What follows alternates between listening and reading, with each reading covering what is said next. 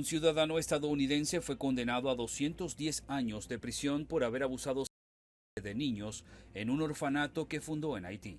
La sentencia dictada por un tribunal federal de Estados Unidos el 23 de mayo se basa en delitos cometidos entre 2005 y 2010, según confirmó el Departamento de Justicia. Las víctimas testificaron durante el juicio contra Michael Carr Geinfeld, de 73 años y residente en Colorado, quien fue hallado culpable de 7 cargos, incluido uno por viajar al extranjero con fines de conducta sexual ilícita y 6 por abusos cometidos en territorio extranjero. Una docena de personas fueron hospitalizadas en Florida después de que su barco estalló en llamas en Fort Lauderdale. La Guardia Costera de Estados Unidos informó que adelantan una investigación para determinar qué causó que el barco explotara, hiriendo a los 13 pasajeros a bordo. Funcionarios de los bomberos y de rescate precisaron que 11 personas, incluidos 2 niños, fueron llevadas a una unidad de quemados de un hospital de Miami. En el lugar también había un perro y no resultó herido. La Guardia Costera de Florida se mantuvo ocupada, ya que el incidente ocurrió horas después de que otro sector fuera llamado a un rescate, donde 3 navegantes fueron salvados de un yate que se hundía y se incendió cerca de Palm Beach. Las autoridades también investigan este caso. La oficina del sheriff del condado de Lake informó sobre el arresto de Guy Carpenter, quien tras un altercado apuntó y amenazó con matar a otro hombre con una pistola. El suceso ocurrió en el área de Leesburg. Luego de la pelea, el sospechoso huyó a pie, por lo que varios agentes y la unidad canina registraron la zona hasta localizar al sujeto, que ahora deberá enfrentar cargos.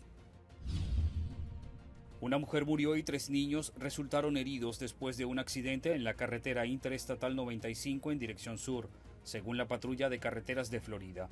El suceso involucró a una Ford F350 de 2003 y una Honda Odyssey de 2023. La conductora de este último vehículo murió en el lugar, mientras que los demás ocupantes fueron trasladados al hospital con lesiones leves. El conductor del Ford no resultó herido. Las autoridades del condado de Brevard no han ofrecido más detalles del accidente. En Liverpool, Inglaterra, las autoridades informaron que un centenar de personas resultaron heridas, entre ellas varios menores de edad, luego que un británico de 53 años fue arrestado por ocasionar un atropello masivo durante el desfile de celebración del título de la Premier League de fútbol ocurrido el lunes. El conductor ahora enfrenta cargos bajo sospecha de intento de asesinato y delitos de conducción peligrosa, además de estar bajo los efectos de las drogas. 11 personas siguen ingresadas en el hospital, pero con condiciones estables. Las autoridades informaron que el incidente no se trató como terrorismo, sino un hecho aislado. Con la presencia de imputados y familiares, comenzó la audiencia del juicio por la muerte de Diego Armando Maradona, en la que se decidirá sobre la recusación de la jueza sindicada de realizar un documental del caso y sobre la continuidad del debate que podría ser declarado nulo. Tras la suspensión del juicio durante una semana, este martes las partes manifestarán su posición a favor o en contra de recusar a la jueza Julieta McIntosh. En caso de que McIntosh sea apartada del tribunal u opte por apartarse ella misma, las partes deberán acordar si retrotraer el proceso a su inicio, declarar su nulidad o validar los testimonios ya brindados a través de un acuerdo probatorio. Mario Baudry, abogado de Verónica Ojeda, ex esposa de Diego Armando Maradona, declaró lo siguiente. Ahora ayer nos mandaron la causa penal, pero no vimos los videos. Así que seguramente ahora vamos a pedir que nos muestren todas las pruebas, verlas, y en base a eso opinaremos. Julio Rivas, abogado defensor del médico imputado, Leopoldo Luque, declaró lo siguiente. Yo ya me expresé respecto de eso, creo que no va a poder pasar. Yo dije que yo no tenía ningún problema, todos queremos la continuidad del juicio, pero creo que no va a pasar y vamos a tener que empezar de cero. Al tribunal llegaron la jueza Julieta McIntosh, familiares del astro argentino y el médico de cabecera de Maradona hasta su muerte, Leopoldo Luque, que se encuentra entre los imputados y que a su llegada fue agredido por unas fanáticas de Diego Armando Maradona. ¡Lacra como hijo! ¡Es un lacra! ¡Ojalá que se pudra en la cárcel algún día! La condena social ya la tiene. Falta la condena de la justicia. Falta que lo condene la justicia. No va a poder caminar por la calle. Desde el comienzo de la investigación sobre el documental, la justicia ha recabado una larga lista de pruebas y se espera que este martes incluso se presenten algunas más. En una serie de allanamientos en domicilios vinculados a la realización audiovisual, fueron encontrados también imágenes en alta calidad de la jueza caminando por los tribunales, fragmentos de una entrevista realizada en su despacho y otras escenas grabadas al interior de la sala durante el desarrollo del juicio. El juicio comenzó el 11 de marzo y ya se desarrollaron 19 audiencias, con más de 40 testigos, incluidas las hijas del exfutbolista. A continuación, estas son las noticias más relevantes que más han acaparado la atención de la opinión pública. Veamos.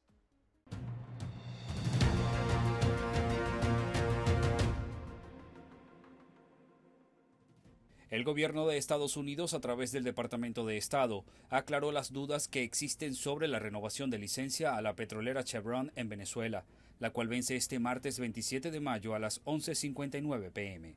Durante una rueda de prensa, Tammy Bruce, vocera del Departamento de Estado, afirmó que la administración del presidente Donald Trump se asegurará de que el permiso expire con el fin de que no se transfiera ningún dinero al régimen de Maduro que lo ayude a sostenerse. La licencia 41B autorizaba a la compañía estadounidense Chevron a realizar actividades petroleras en Venezuela pese a las sanciones existentes. Tras 10 meses de suspensión, se reanudaron los vuelos comerciales entre Panamá y Venezuela. Estos no se habían vuelto a realizar debido al conflicto diplomático que generó el rechazo del gobierno panameño a los resultados de las elecciones presidenciales venezolanas del 2024 que consideró fraudulentas. En el Aeropuerto Internacional de Tocumen, de Ciudad de Panamá, se presentó gran afluencia de viajeros que volaban a Caracas por la aerolínea venezolana Estelar o en la panameña Copa. Por el momento se conoce que Copa viajará desde y hacia Caracas por lo menos una vez al día desde este 27 de mayo, mientras a partir del 23 de junio saldrán 2 vuelos diarios. Cabe resaltar que pese al reinicio de las conexiones aéreas, aún no hay cambios en las relaciones entre ambos países. Sin embargo, la reanudación se dio poco después de que el presidente panameño José Raúl Mulino dijo que a Panamá le conviene abrir los vuelos comerciales con Venezuela y que necesita que dicho país le ayude a trasladar a los migrantes venezolanos que están regresando de Norteamérica. La administración del presidente Donald Trump ordenó a las embajadas de Estados Unidos en todo el mundo a detener de inmediato la programación de entrevistas de visas para estudiantes extranjeros, lo que podría afectar a las universidades que dependen de alumnos internacionales para sus ingresos. Según un cable del Departamento de Estado de Estados Unidos emitido este martes, las secciones consulares deben detener cualquier capacidad adicional de citas para visas de estudiantes o visitantes de intercambio FMIJ hasta que se emita una nueva guía en los próximos días, según reportaron varios medios estadounidenses.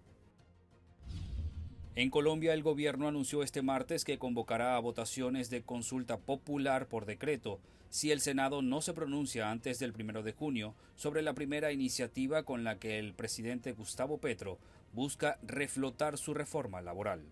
En el artículo 125 se dice que todo lo que vaya a ser votado tiene que leerse y tiene que haber una proposición para saber qué fue lo que se votó. En este caso, la proposición tenía que ver con el sí o no concepto favorable y no se leyó la proposición de que se hablaba del objeto de lo que se iba a votar. Luego el Senado no se pronunció. ¿Qué fue lo que se votó? No sabemos. La frontera sur de México, uno de los epicentros de la crisis migratoria global, enfrenta una alarmante emergencia de salud mental entre personas migrantes, agudizada por las recientes políticas migratorias de Estados Unidos, la falta de empleos y los obstáculos para acceder a trámites migratorios. Activistas en la región alertan sobre un aumento significativo de padecimientos como ansiedad, depresión, angustia y trastornos postraumáticos. Fabiola Díaz Robelo, directora de la Fundación Chiapaneca de Mujeres Migrantes, afirmó que han detectado un incremento del 50% en enfermedades mentales. No es así. El 50% hoy por hoy ha incrementado en Tapachula sobrepoblación homeless, población que se encuentra en las calles, población migrante que se encuentra en las calles teniendo trastorno esquizofrénico, pero partiendo de un trastorno de estrés postraumático, ansiedad, depresión, angustia, que va de menor a mayor. Entonces, cuando colapsan, hoy por hoy presentan un trastorno de la personalidad, en este caso esquizofrénico. 50% hombres, 50% mujeres. En las calles, por ejemplo, hemos visto personas entre 20 y 50 años. No hemos visto menores de 20 años. Es gente que por lo regular viene sola o con pareja. Estando acá en Tapachula se separan y ya no tienen un seguimiento, más bien nunca tuvieron una atención psicológica previa por parte de autoridades o alguna ONG. Médicos Sin Fronteras en México respaldó esta alerta al reportar que los casos de salud mental entre migrantes aumentaron más del 36% en el primer trimestre de 2025 respecto a los últimos meses de 2024. La ONG atribuye el alza a la violencia en las rutas migratorias y a la política migratoria restrictiva de Estados Unidos y a otros gobiernos de la región. Nayeli Cedeño, migrante venezolana, declaró lo siguiente. Nos hemos enfrentado a la calle, pues, a sobrevivir en la calle por cuestiones de que quedamos sin dinero porque nosotros mismos nos sustentamos, trabajando, si es posible pidiendo para poder seguir el camino. Isabel Méndez Hernández, dirigente de la Organización de Mujeres en Movimiento por la Liberación Nacional, aseguró que los migrantes han tenido un impacto negativo creciente tras dejar sus países. Ha impactado, podríamos decir, en un 100%, definitivamente. Ha habido muchas muertes de ella, ha habido muchas violaciones, asaltos y lamentablemente no se ha cumplido de muchos su meta por los cambios de gobiernos en Estados Unidos y desde ahí pues ya viene el retroceso y es traumático porque todo lo vendieron, todo lo dejaron por un sueño americano y que lamentablemente pues no se les logró. La frontera sur, hoy más que nunca, refleja el costo humano de una política migratoria que muchos consideran deshumanizante. El congresista estadounidense del Partido Demócrata, Glenn Ivey, advirtió que las autoridades de El Salvador impidieron visitar en la cárcel al salvadoreño Kilmar Abrego García, quien permanece recluido en el país centroamericano luego de ser deportado desde Estados Unidos a pesar de tener un estatus legal que lo protegía. Estuve aquí en El Salvador hace 2 años, pero esta vez vine a visitar a Kilmar y me sentí profundamente decepcionado y francamente enfadado porque no se nos permitió entrar a verle. El político norteamericano, que se suma a otros 5 congresistas que han visitado El Salvador para conocer de primera mano y abogar por la situación de Abrego García, publicó antes de su comparecencia un video en la red social X en el que se muestra en una entrada de una prisión, aunque no se precisa si se trata de la megacárcel del Centro de Confinamiento del Terrorismo, CECOT, u otra. El funcionario señaló que pudo reunirse con la embajadora de El Salvador en Estados Unidos, Milena Mayorga. Sin embargo, sostuvo que tras solicitar una reunión con el vicepresidente Félix Ulloa, esta no pudo darse. Por su parte, el abogado de la familia Abrego García, Chris Newman, pidió pruebas de supervivencia, dado que no se ha escuchado nada de él desde el pasado 17 de mayo. Queremos pruebas que está vivo. Queremos acceso al señor Abrego García para que él pueda recibir servicios legales. Él tiene un equipo de abogados grandes y creciendo en los Estados Unidos. Abrego García, quien residía en el estado de Maryland, huyó del país centroamericano por las amenazas y extorsiones que recibía él y su familia por parte de la pandilla Barrio 18, de acuerdo a los documentos presentados por su defensa.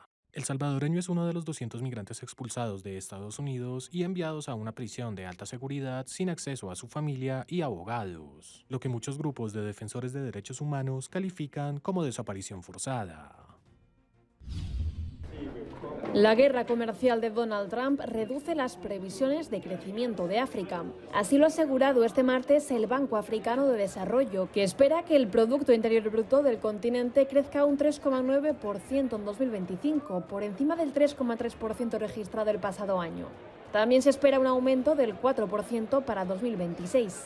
Se prevé que 21 países africanos vean sus economías crecer más de un 5% este año, y 4 de ellos, Etiopía, Níger, Ruanda y Senegal, podrían alcanzar el 7%, considerado como el umbral necesario para resolver la pobreza, según la institución africana.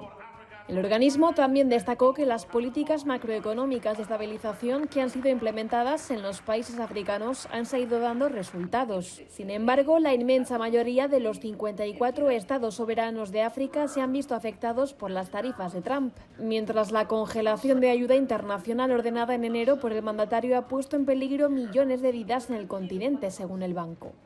La institución también denunció el alto coste que tiene que asumir África para acceder al capital y reclamó una reforma de cómo se hacen las calificaciones de riesgo. El Banco Africano de Desarrollo espera la asistencia de unos 6.000 delegados de 91 países, incluyendo jefes de Estado africanos, ministros de finanzas, gobernadores de bancos centrales y representantes del sector privado y del sector humanitario y del desarrollo, así como líderes de la sociedad civil, académicos y medios de comunicación.